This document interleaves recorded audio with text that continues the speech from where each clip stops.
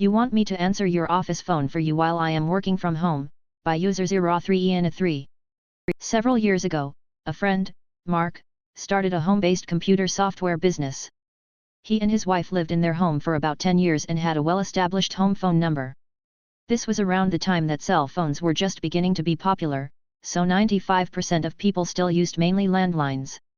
Mark worked 2 p.m. to 10 p.m., the same shift as his wife, so his customers could be free to discuss their computer needs uninterrupted after their own businesses closed for the day.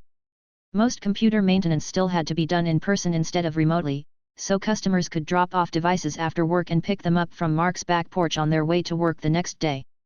All went swimmingly for a few months until a new doctor opened up a practice in town, complete with a telephone number differing from Mark's by 1 digit.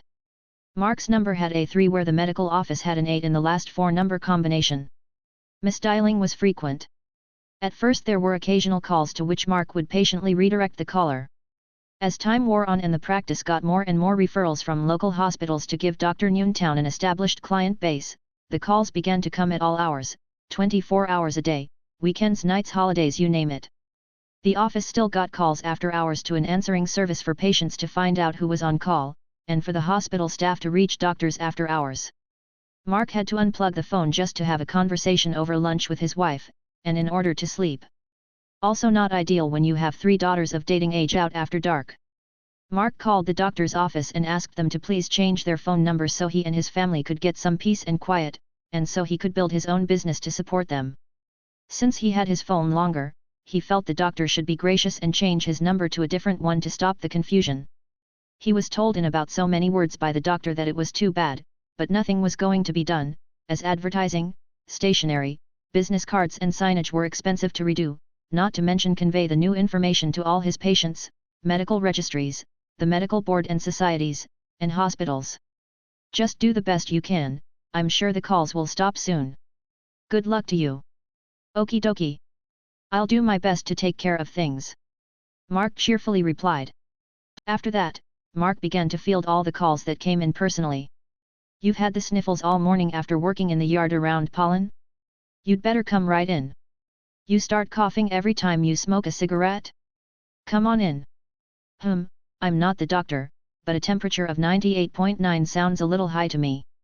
We'll see you right after lunch today. You're new in town and have kids who need physicals and shots for school next week? It just so happens we have an opening in an hour. No, don't worry, we can take all 5 of them at once, today. Whatever the problem was, he started making appointments for each and every person calling. All were delighted to have such personal attention and prompt appointments. Sure, we take all insurance plans. Come right in. He also made routine checkup type appointments for 4:30 p.m. one Friday afternoon for 6 different people. Bright and early the next Monday morning, Dr. Noontown called and begged him to stop. Mark said, I will if you will. The doctor had a new phone number before the end of the week. Customer complained I was rude, dr at end, by user nostrike7448. So, a couple weeks ago my boss gave me a taking to. For reference, I work at a very small independent neighborhood coffee shop. I know most of the regulars by order and the newbies I can generally give a good time to. This particular customer, regular though she is absolutely garbage. Rude, entitled, belittling, disrespectful, you name it. Usually I try to give minimal interaction, but one day I apparently didn't do things just right. So I get to work one day, and the boss tells me he's gotten a complaint. Now, I've been there for almost 13 years, and aside from the growing pains of starting what is the equivalent of a coffee shop version of a dive bar, I have had complaints that I can count on one hand. Anyway, he goes on to tell me that a customer has complained that I've been rude/dismissive, etc. I say, okay. I will definitely be mindful of things with this customer moving forward. Cue malicious compliance.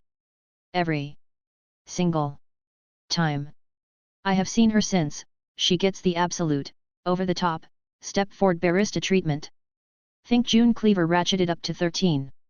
Just pouring on that Midwestern nice like a thick saccharin syrup. I've been doing this for at least 2, maybe 2.5 weeks. And, believe me when I say that it drives me absolutely out of my mind to do it. It takes so much energy to treat this human this way. Except today. Today I gave her the exact same treatment as I have been. Except today she made a crucial error. She let it slip that the way I talk to her is irritating. When I tell you I haven't had such a rush of happy brain chemicals in almost a decade, it's not a lie. And, now that I know it annoys her, it'll keep happening. Because now, it's not going to take excess energy to do it. Now it's fueled by spite. TLDR, customer complained I was rude, so I'm killing her with kindness and she finds it irritating. Ergo, I will never stop. Edit, someone pointed out an error in my recollection timeline. Mea maxima culpa. My sister said I had to let her borrow my clothes, so I handed her the laundry basket, by user Sasapantsumkis. She's always taking my stuff. Clothes, shoes, whatever. Sometimes she asks, sometimes I just find out when I see her wearing it. One day she comes in and says, "Mom said you have to let me borrow you clothes," not even asking. Just saying it like it's a rule now. I didn't argue. I just grabbed my laundry basket and gave it to her. It was full of dirty clothes. Like actual laundry. Gym shirts, socks, stuff that had been sitting there all week. She looked at it go seriously. I said you wanted my clothes. She left without saying anything else. Hasn't touched my stuff since. You want me to stop answering the phone? You got it, by user Recognize outside 9964. This happened when I was working at a cemetery. The managers were crazy micromanagers. When I first started as an admin/receptionist, I would answer the door, we locked it for COVID reasons, answer the phones, and transfer to others. I would also help the family service advisors with their scheduling. They were always super busy attending to grieving families, and you never rush families, obviously, so they would often be quite swamped. We then had a team meeting where I was personally called out for not doing my job. I was doing the job of others.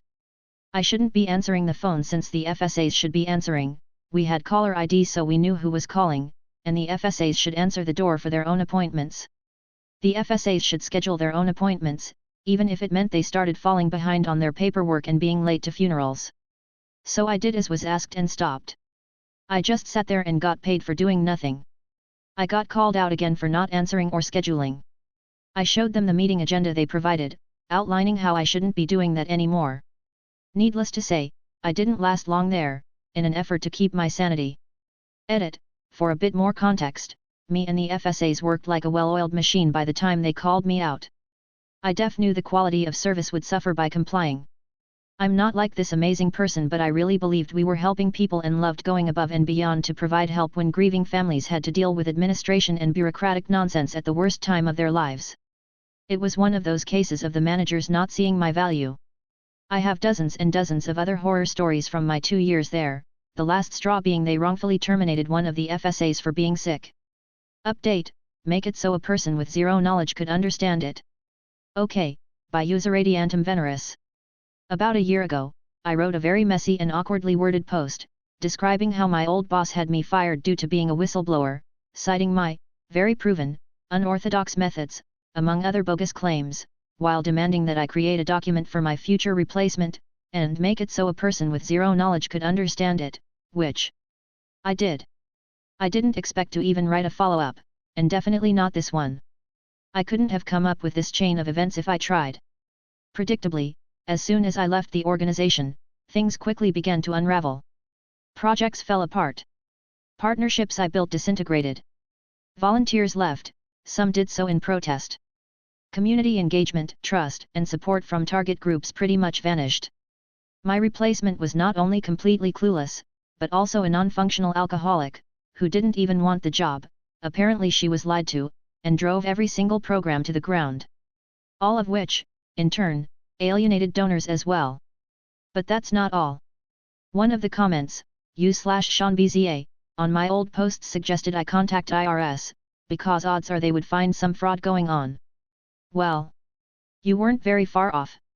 While I didn't contact any authorities, and generally tried to not escalate anything, I accidentally tipped the manager of the org's biggest funders that something was off. I didn't even realize it until much later. I just ran into him at an event and chatted with him, mentioning that I was fired from the org that December. The manager looked confused. What do you mean? They said you worked there until March, and left on your own. After a bit of a puzzled exchange, I also noted that the crew of one of the flagship programs decided to shut it down a few months earlier. Yeah, the organization reported as if the program is still running. Long story short. The foundation looked into it, and it was not pretty. But wait, there's more. The other biggest funder of the org was a government program. On my very first day at work, I flat out told them this grant was extremely unreliable, and that will last 2 to 3 years at most before the program gets shut down for being too progressive, and that they should prepare a backup for when this inevitably happens. Well, guess how this worked out? And now, for the weirdest plot twist. Ultimately, the CEO decided to jump the sinking and burning ship, and quit, or maybe they got fired. When I saw the open call for CEO, I decided to be a bit of a troll, and apply. It was mostly just for my own amusement, I wasn't expecting to hear back. Both because of my strained relationship with the org, and because, frankly, despite my expertise in my own field, my relevant experience for this kind of position is fairly limited. I just wanted to rub it in a little. I sent my resume and cover letter, and mostly forgot about it. Well, after a couple of months, they called back. Asked me if I'm still interested in the position, and asked for an interview. I thought about it for a few minutes, and decided to politely decline. It was tempting, honestly. But ultimately, I realized I will hate it, and would probably suck at it, too. My skills are in other places, and my heart is in other places as well. I recently decided to take a break from work altogether to focus on my physical and mental health, and while I'm at it, get a master's degree. Best of luck to whoever decides to take that position, they're going to need it.